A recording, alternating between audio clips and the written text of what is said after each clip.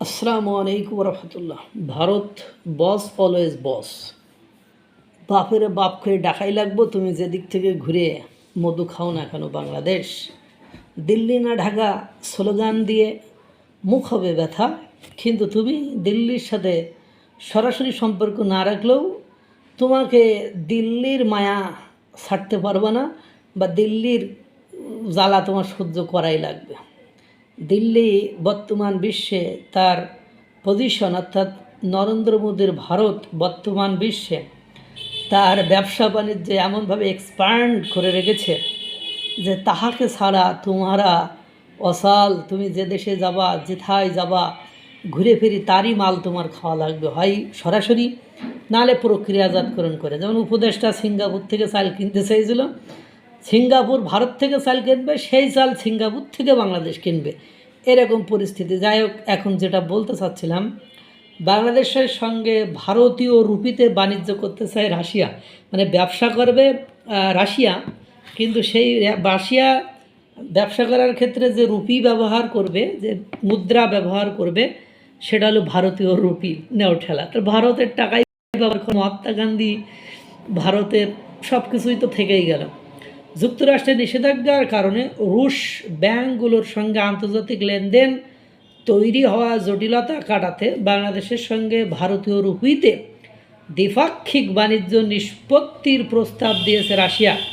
একই সঙ্গে দুই দেশের মধ্যে পৃথক পেমেন্ট অবকাঠামো গড়ে তোলা এবং ঢাকায় একটি রুশ ব্যাংকের শাখা চালুরও প্রস্তাব নতুন করে সামনে এনেছে মস্কো।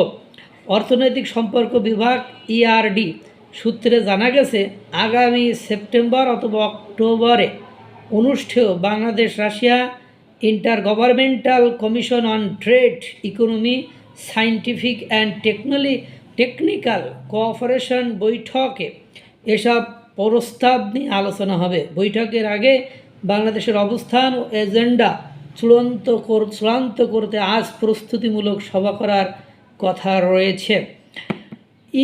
ইআরডির কর্মকর্তা জানান, রাশিয়া ইউক্রেন যুদ্ধ শুরুর পর যুক্তরাষ্ট্রের নিষেধাজ্ঞার কারণে রুশ ব্যাংকগুলোর সঙ্গে প্রচলিত আর্থিক লেনদেনের কার্যত বাধাগ্রস্ত হয়েছে। এ পরিস্থিতিতে বিকল্প অর্থ পরিষদের ব্যবস্থা হিসেবে ভারতীয় রুপিতে বাণিজ্য নিষ্পত্তির প্রস্তাব দিয়েছে রাশিয়া। পাশাপাশি দ্বিপাক্ষিক আর্থিক লেনদেনের সহজ করতে একটি স্বতন্ত্র পেমেন্ট অবকাঠামো গড়ে তোলারও প্রস্তাব দিয়েছে রাশিয়া।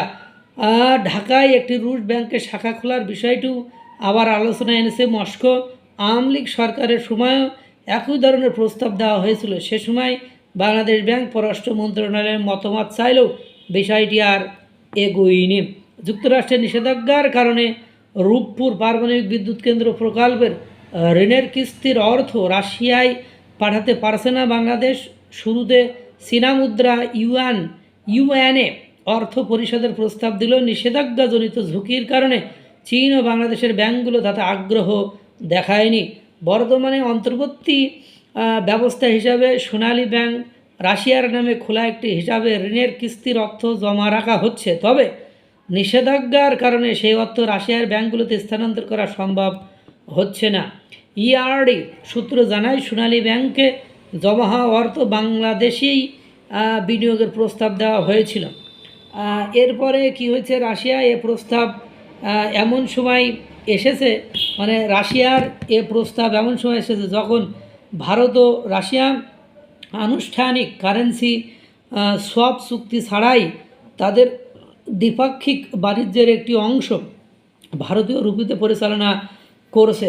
বাংলাদেশেও ভারতের সঙ্গে ডলারের পাশাপাশি ভারতীয় রুপিতেও বাণিজ্য রয়েছে। এছাড়াও দ্বিপাক্ষিক বাণিজ্য সম্প্রসারণ ও বহুমুখীকরণে রাশিয়া বাংলাদেশ বিজনেস কাউন্সিল গঠনের প্রস্তাব দিয়েছে মস্কো। একই সঙ্গে রাশিয়ার আমদানিকারকদের জন্য নির্ভরযোগ্য বাংলাদেশি পোশাক রপ্তানিকারকদের একটি নিবন্ধিত তালিকা তৈরিরও প্রস্তাব দেওয়া হয়েছে। এছাড়া ক্ষুদ্র মাঝারি শিল্প প্রতিষ্ঠানের মধ্যে সহযোগিতা বৃদ্ধি এবং বাংলাদেশে বিশেষ অর্থনৈতিক অঞ্চল প্রতিষ্ঠায় সহায়তা দিতে আগ্রহ প্রকাশ করেছে রাশিয়া। মুক্তিযুদ্ধে বাংলাদেশের ঘনিষ্ঠ মিত্র হলেও রাশিয়ার বাজারে বাংলাদেশের রপ্তানি সম্ভাবনা পুরোপুরি কাজে লাগানো যায়নি। রাশিয়া ইউক্রেন যুদ্ধ শুরুর আগে দেশটিতে বাংলাদেশের বার্ষিক রপ্তানি $50 কোটি বেশি ছিল। যুদ্ধের পর তা উল্লেখযোগ্য হারে কমে গিয়েছিল। রপ্তানি উন্নয়ন ব্যুরো তথ্য অনুযায়ী চলতি অর্থবছরের জুলাই থেকে মে পর্যন্ত সময় বাংলাদেশ থেকে রাশিয়া $24.50 কোটি পণ্য রপ্তানি হয়েছে। অন্যদিকে বাংলাদেশ এখনও রাশিয়া থেকে সার, গম সহ বিভিন্ন প্রয়োজনীয় পণ্য আমদানি করছে। অর্থাৎ কি বুঝলেন? ঘুরে ফিরে ভারত ইজ বস অ্যান্ড বস, বস বস বস। এই যে বস সবসময় কি বস, তার সাথে ঝামেলা করলে খাইবা শুধু লস। সেই ঘুরে ফিরে ভারত প্রীত তুমি না দেখাইলেও রাশিয়া দেখাইব, এবং রাশিয়ার কারণে ব্যবসা বাণিজ্য রাশিয়ার সাথে করতে হইলে ভারতকে তোমার সঙ্গে নিয়েই করতে হবে। ঠেলা ভারতের সাথে ঘাটতারামি করে বাধাচ্ছ একের পর এক জ্বালা। আল্লাহ তাআলা সকলকে ভালো রাখুক, সুস্থ রাখুক। আসসালামু আলাইকুম ওয়া রাহমাতুল্লাহ।